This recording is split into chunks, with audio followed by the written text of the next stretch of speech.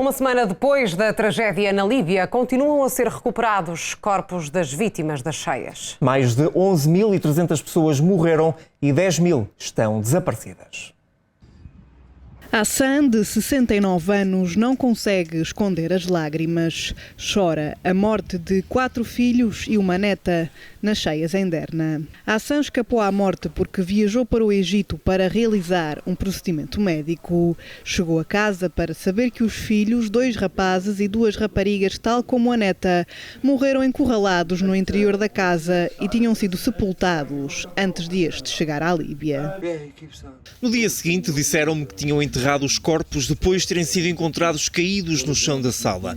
Não estou apenas triste com a morte deles, mas ter ido embora e não ter conseguido cumprir o meu papel de pai, garantindo o futuro dos meus filhos. A minha neta também estava lá e eles seguraram-na antes que a corrente a puxasse. Agora estou sozinho. É o fim.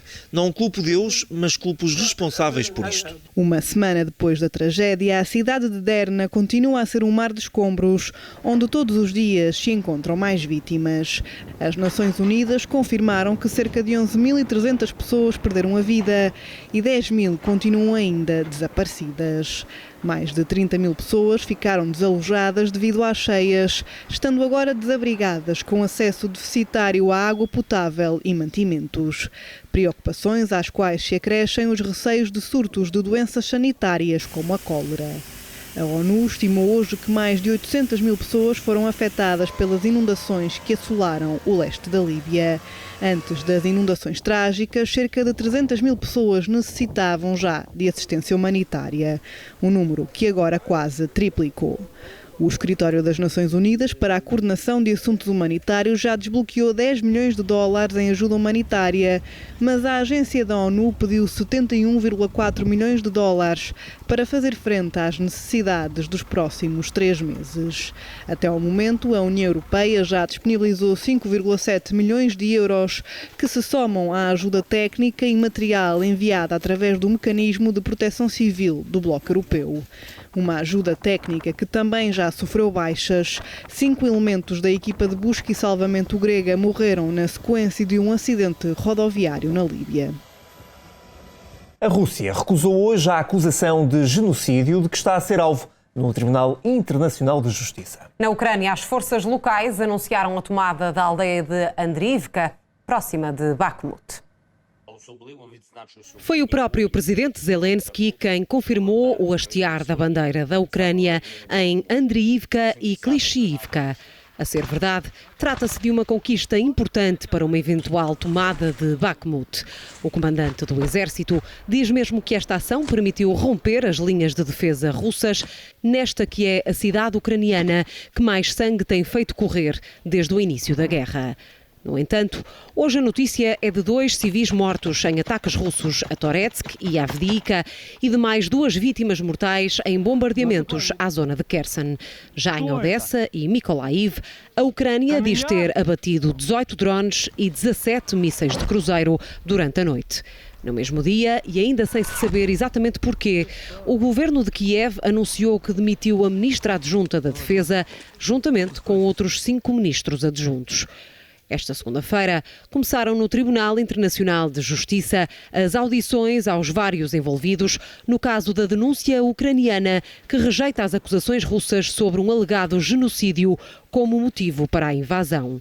Evitar a morte de milhões de pessoas nas regiões separatistas de Donetsk e Lugansk foi a justificação dada por Moscovo no início da guerra. 2 dias depois, a queixa da Ucrânia chegava à Haia, mas, apesar disso, a Rússia reafirma hoje em tribunal as acusações iniciais de genocídio e neonazismo. Por sua vez, em Nova Iorque, no arranque do Fórum Político de Alto Nível sobre Desenvolvimento Sustentável, António Guterres alertou que o conflito na Ucrânia está a minar a capacidade de união do mundo e a fazer atrasar os desafios atuais, como as alterações climáticas ou a inteligência artificial. Os cemitérios são, por regra, lugares tristes e que nos remontam para o fim do ciclo da vida, mas no Brasil há quem os use para celebrar a união e o amor. Se não acredita, conheça a história de 7 casais que deram um nó num cemitério em Belo Horizonte. Experimentou o terno do casamento, o Adriano se emocionou. Não aguentei, não. O que deu? Me deu um revestrez. Me deu enjoo, dor de barriga, me deu um punhado de trem que só eu sei.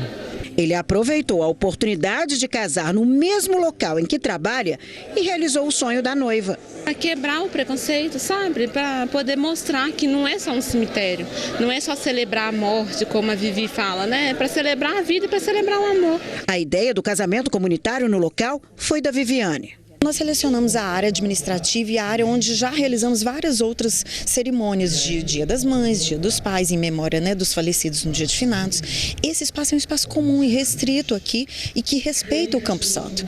Nem as capelas, nem a área de jazigos foi utilizada em momento algum. A intenção da empresa é desmistificar o cemitério como local de tristeza e dor. Nós temos um espaço muito magnífico, então por que não utilizar para ressignificar a dor do luto, para ressignificar que o cemitério é o fim? O cemitério não precisa ser o fim, ele pode ser o começo de uma nova história. Os casais foram selecionados pela internet. As 10 vagas disponibilizadas foram preenchidas, mas apenas 7 compareceram à cerimônia.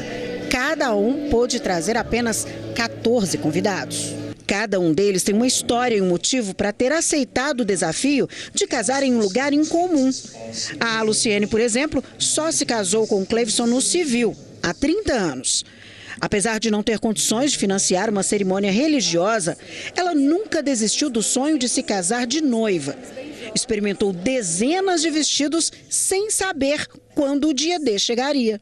Eles sempre perguntavam para quando é o casamento. Eu falei assim, sempre eu dizia, Deus proverá. Eu vim experimentar o meu vestido.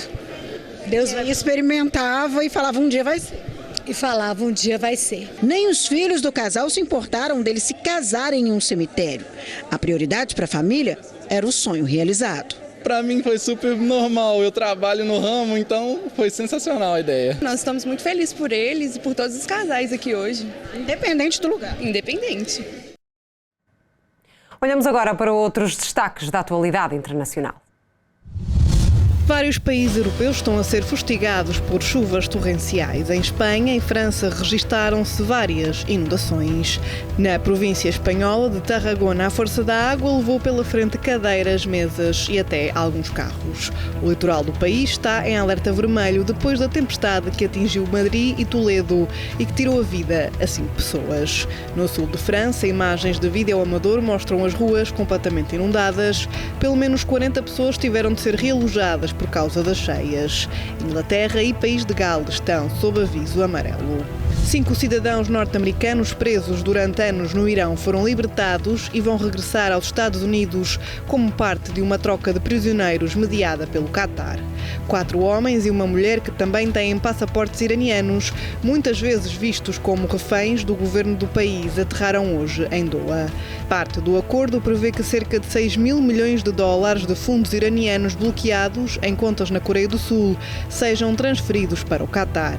Dinheiro que irá regressar ao Irão, mas a administração Biden declarou que o valor só poderá ser utilizado para fins humanitários e que as movimentações vão ser monitorizadas. 5 presos iranianos nos Estados Unidos também serão libertados como parte do acordo. São já 5 as mulheres a acusar o ator e humorista britânico Russell Brand de agressão sexual. A mais recente queixa foi hoje confirmada pela Polícia Metropolitana de Londres, com uma mulher a acusar um humorista num crime que terá ocorrido em Soho, no centro de Londres, em 2003. A acusação chega depois de outras 4 mulheres terem acusado o ator de crimes de violação, agressão sexual e abuso emocional, com a imprensa britânica a avançar de que um dos casos envolve uma jovem de 16 anos. Os alegados crimes terão acontecido entre 2006 e 2013, quando Russell Brand estava no auge da carreira como apresentador de televisão e mais tarde como ator de Hollywood. O comediante reagiu à investigação nas redes sociais. Num vídeo negou todas as acusações e disse que as relações que manteve foram sempre consensuais.